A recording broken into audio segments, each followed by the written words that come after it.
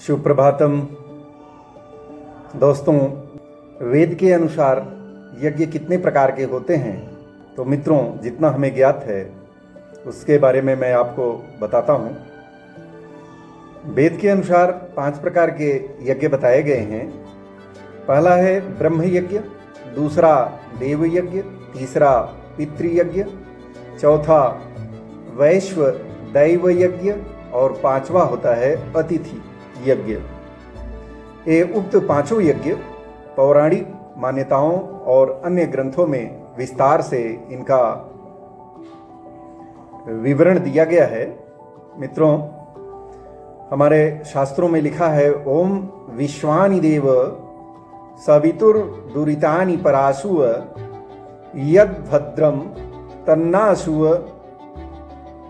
इसका मतलब यह होता है कि हे ईश्वर, आप हमारे सारे दुर्गुणों को दूर कर दो और जो अच्छे गुण हैं और कर्म स्वभाव हैं वे हमें आप प्रदान करें। मित्रों, यज्ञ का जो अर्थ है वह आग में घी डालकर मंत्र पढ़ना ही नहीं होता। यज्ञ का अर्थ है शुभ कर्म, श्रेष्ठ कर्म, सत्कर्म, वेद संबद्ध कर्म। सकारात्मक भाव से ईश्वर प्राकृतिक तत्वों से किए गए आवाहन से जीवन की प्रत्येक इच्छा हमारी पूर्ण होती है। मांगों एवं विश्वास के साथ जो मांग की जाती है और उसे जब प्राप्ति होने लगती है, यही हमें यज्ञ के रहस्य में मित्रों मिलता है। मित्रों, जो ब्रह्म यज्ञ होता है, जड़ प्राणी जगत से बढ़कर हैं। मनुष्य, जितने भी जड़ प्राणी हैं उनसे बढ़कर मनुष्य की स्थिति है और मनुष्य से बढ़कर हमारे पितर अर्थात माता पिता, उनका और आचार्यों का सम्मान है। आचार्य मतलब हमारे जो गुरुजन हैं उनका स्थान है और पितरों से जो बढ़कर स्थान है उन्हें देवताओं को दिया गया है। और प्रकृति की भी 5 जो शक्तियां हैं, देवी देवता, इनसे बढ़कर ईश्वर है और हमारे ऋषिगण। ईश्वर अर्थात ब्रह्म। तो ब्रह्म यज्ञ संपन्न होता है। आपने गीता में भी अगर पढ़ा होगा है कि जो हम ये सांसें लेते हैं और जो हमारे शरीर के अंदर जीवात्मा रहती है और जो हमारा एक अभिन्न अंश है, जो आत्म तत्व जिसे हम बोलते हैं, एक मन बुद्धि अहंकार इत्यादि बताया उन्होंने। और जो हमारा आत्म तत्व है दोस्तों, और जब हम अपने आत्मा में निहित होकर के जो सांसें लेते हैं, उन सांसों को भी उस परम तत्व को समर्पित करते हैं, वो भी एक यज्ञ है। अर्थात भगवान को संपूर्ण रूप से सरेंडर कर देना और सरेंडर करके जो कुछ भी हो रहा है या जो हम देख रहे हैं वो सारी चीज़ें हम भगवान को अपने मन से समर्पित जब करते हैं, और वो भी एक यज्ञ है। दूसरा मित्रों, देव यज्ञ। देव यज्ञ जो सत्संग तथा अग्निहोत्र कर्म से संपन्न होता है, इसके लिए वेदी में अग्नि जलाकर होम किया जाता है, यही अग्निहोत्र यज्ञ है। यह भी संधि काल में गायत्री छंद के साथ किया जाता है। गायत्री मंत्र आप जानते ही हो, ओम भूर्भुवः स्वः सवितुर्वरेण्यं भर्गो देवस्य धीमहि धियो यो नः प्रचोदयात्। इसी को अनेक प्रकार से क्रिया करके देवऋण से उऋण होने के लिए हम लोग यह यज्ञ करते हैं। मित्रों, हवन करने से जो हम हवन करते हैं यही देव यज्ञ कहा जाता है। इस हवन में 7 पेड़ों की समिधाएं लकड़ियां होती हैं कि आम होता है, बड़ होता है, पीपल होता है, ढाक होता है, जाटी होती है, जामुन होती है, शमी होती है। ये जो है प्राकृतिक चीज़ें हैं। ये प्राकृतिक चीज़ों को हम भगवान को जब समर्पित करते हैं, अपने देवी देवताओं को समर्पित होते हैं कि ये जो प्रकृति आपने हमें दिया है और इससे आप तृप्त होएं। अर्थात दोस्तों, इससे क्या होता है, ये जो यज्ञ किया जाता है, इस हवन से शुद्धता और सकारात्मक बढ़ती है और रोग शोक मिटते हैं। क्योंकि जो सूक्ष्म जीवाणु होते हैं, कहते हैं जो बैड एलिमेंट होते हैं जीवाणुओं में, वो चीज़ें भाग जाती हैं इससे। मित्रों, पितृयज्ञ में सत्य और श्रद्धा से किए गए कर्म, श्राद्ध जिसे कहते हैं, आजकल श्राद्ध मास चल रहा है, श्राद्ध के दिन चल रहे हैं, और जिस कर्म से माता पिता और आचार्य तृप्त होते हैं वो तर्पण किया जाता है। वैदिक नियमों के अनुसार श्राद्ध तर्पण हमारे पूर्वजों, माता पिता, आचार्य के प्रति एक सम्मान का भाव प्रकट करना होता है। यह यज्ञ वैश्व देव यज्ञ जो है, इससे भूत यज्ञ भी कहते हैं। पंच महाभूत से मानव शरीर बना है, क्षिति जल पावक गगन समीरा। और समस्त प्राणियों में वृक्षों के प्रति करुणा कर्तव्य समझना चाहिए।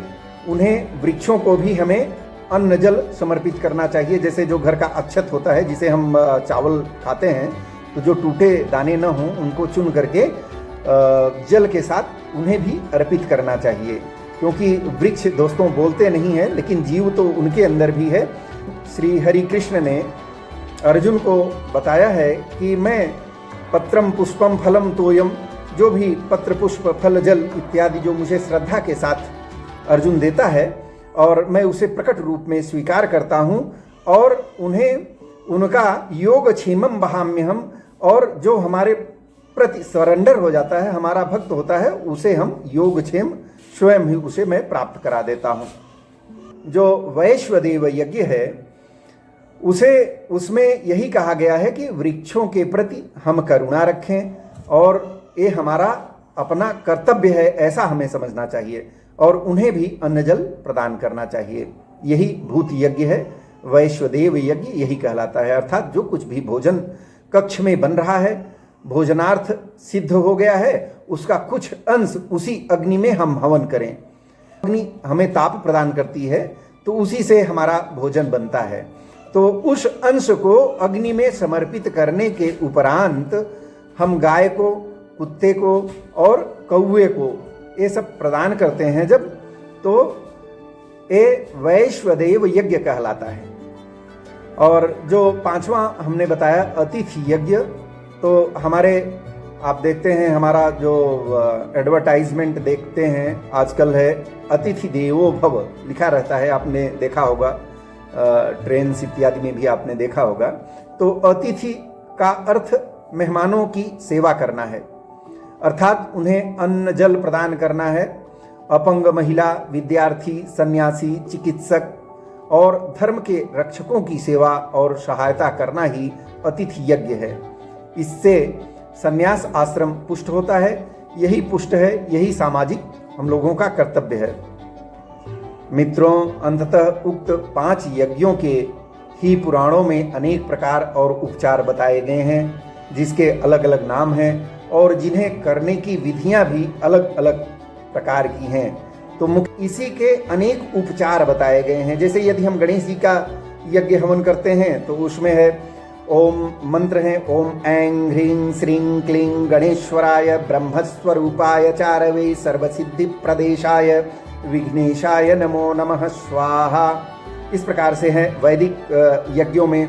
अब लक्ष्मी का अगर हम यज्ञ कर रहे हैं तो उसमें हम ओम हिरण्यवर्णां हरणीं सुवर्णरजतस्रजां चंद्रां हिरण्यमयीं लक्ष्मीं जातवेदोम आवह स्वाहा। इस प्रकार से दोस्तों, सब हमारे शास्त्रों में, हमारा जो धर्म शास्त्र है वो बहुत बड़ा है। तो ज़्यादा न कहते हुए इसके अतिरिक्त भी यज्ञ होते हैं, जैसे अग्निहोत्र है, अश्वमेघ यज्ञ है, वाजपेय यज्ञ है, सोम यज्ञ है, राजसूय यज्ञ है, और अग्नि चयन का वर्णन यजुर्वेद इत्यादि में मिलता है। किंतु इन्हें आज जिस रूप में किया जाता है वो पूर्णतः अनुचित है दोस्तों। और यज्ञ करना मतलब अपने को समर्पित करना, मतलब भगवान को अपने को समर्पित करना, वो यज्ञ है। सब प्रकार से भगवान को सरेंडर करना, ये भी एक यज्ञ है। भगवान की बहुत दृढ़ता के साथ भक्ति करना, वो भी एक यज्ञ है। मित्रों, मैं अधिक आपको क्या बताऊं, सूक्ष्म में आप ये समझ लीजिए। यदि आप राम का नाम जपते हैं और आपने राम कहा और आप उसके साथ योग भी कर रहे हैं, चाहे आप अनुलोम विलोम प्राणायाम कर रहे हैं, यदि आप अनुलोम विलोम प्राणायाम कर रहे हैं तो आप अनुलोम विलोम प्राणायाम करते समय जब भी आप सांस को भरते हैं और सांस को रोकते हैं, उस समय उस सांस को जिस प्रकार से आप स्ट्रोक मारते हैं, जैसे कपालभाति करते हैं, उस प्रकार से उस सांस को रोक करके आप बार बार शरीर से बाहर प्रेशर मारें। मतलब आपके अंदर जो आपके जो फेफड़े हैं उनसे एयर बाहर निकले, और जितनी बार बाहर निकले, ये मान के चलिए आप शरीर के सभी छिद्रों से, रोम छिद्रों से भी भगवान का नाम निकले। आप राम राम राम राम अगर बोल रहे हैं, वो बॉडी के सभी क्षेत्रों से राम निकले, मतलब अरबों खरबों नाम एक बार में निकले। तो और वो नाम जब निकले तो आप उसे किसी को समर्पित करें, चाहे अपने किसी गुरु को समर्पित कर दें, और चाहे आप श्री हनुमान जी को समर्पित कर दें उस नाम को, तो वो भी क्रिया एक यज्ञ है मित्रों। तो प्रिय मित्रों, हमारे धर्म संस्कृति में यज्ञ के परिप्रेक्ष्य में और भी चीज़ें बताई गई हैं, जैसे कि आपको ये मिलेगा कि तमाम लोगों के पास, जैसे मान लीजिए कि आपके पास धन नहीं है और आप यज्ञ करना चाहते हैं, तो आपके लिए मानसिक यज्ञ बताया गया है, जिसमें भगवान शिव के लिए यदि हम यज्ञ कर रहे हैं तो उनमें मंत्र यह है कि रत्नैः कल्पितमाशनं हिमजलैः स्नानं च दिव्यांबरं रत्न विभूषितं मृगमदामोदांकितं चंदनं जाति चंपक बिल्वपत्र रचितं पुष्पं च धूपं तथा दीपं देवदयानिधे पशुपते हतकल्पितं गृह्यताम्। इसका अर्थ यह हुआ, रत्नैः कल्पित माशनम, आसन जो है रत्न से जड़ित है आपका, हिम जलई, और जो मैं जल लाया हूं आपके लिए वो कहां से लाया हूं? हिम से। हिम मतलब जो ऊंचे शिखर हैं और जहां पे बर्फ जमी है वहां से मैं जल लाया हूं। हिम जलई रत्नई कल्पित माशनम हिम जलई स्नानम च दिव्यांबरम, और ऐसे जल से आपको स्नान करा करके मैं दिव्य अंबर, ये सामान्य जो हम कपड़े पहने हैं ऐसे नहीं, बल्कि जो दिव्य अंबर है, जिन्हें धुलने की आवश्यकता नहीं है, जिसमें सुगंध हमेशा आता रहता है, ऐसा अंबर में आपको, ऐसा कपड़ा आपको मैं पहना रहा हूँ। रत्नई कल्पितमाशनम हिमजलैः स्नानम च दिव्यांबरम नाना रत्न विभूषितम मृगमदामोदांकितम चंदनम, और उसके बाद आपको अनेक प्रकार के आभूषण पहनाता हूँ, जिसमें से अनेक प्रकार के रत्न जड़े हुए हैं। ठीक है, नाना रत्नई कल्पितमाशनम हिमजलैः स्नानम च दिव्यांबरम नाना रत्न विभूषितम मृगमदामोदांकितम चंदनम, और जो मृग दौड़ते रहते हैं कस्तूरी के लिए, कस्तूरी कुंडल बसे मृग ढूंढे बन माही, ऐसे घट घटी राम है दुनिया देखत नाही। इस प्रकार से जो कहा गया है उसी परिप्रेक्ष्य में मैं आपको बता रहा हूं। और हे प्रभु, आपको मैं ऐसा चंदन लगा रहा हूं जो कि मृग को भी मदहोश कर दे, इतना वो सुगंधित है, इतना दिव्य है, ऐसा चंदन मैं आपको समर्पित करता हूं। दोस्तों, इस प्रकार से भी जो हमारे शास्त्रों में पूजा लिखी गई है वो भी एक प्रकार का यज्ञ है। रत्नई का जाति चंपक बिल्व पत्र रचितम पुष्पम च धूपम तथा दीपम देवदयानिधे पशुपते हतकल्पितम, मैं एक कल्पना करके प्रदान कर, हतकल्पितम गृह्यताम, और इसे आप ग्रहण करिए, हतकल्पितम गृह्यताम। शववर्णे नवरत्न खंड रचिते पात्रे घृतम पायसम भक्षम पंचविधम पयोदधियुतम रंभा फलम पानकम शाकानाम युतम जलम रुचिकरम कर्पूर खंडोज्वलम तांबूलम मनसा मया विरचितम भक्त्या प्रभु स्वीकुरु। छत्रम चामरयोर्युगम व्यंजनकम चादर्शकम निर्मलम वीणा भेरी मृदंग काहलकला गीतम च नृत्यम तथा साष्टांगम प्रणतहि अस्तुति बहुविधा हो तत्समस्तम मया संकल्पेन समर्पितम तव विभो पूजाम गृहाण प्रभो।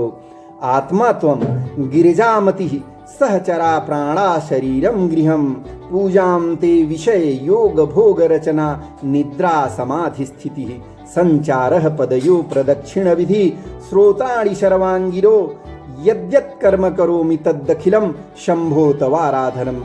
करचरण कृतं वाक्यायजम कर्मजम वा श्रवणनयनजम वा मानसम वा अपराधम विहितम अविहितम सर्वमेतच्छमस्व। जय जय करुणाब्धे श्री महादेव शंभो स्वाहा।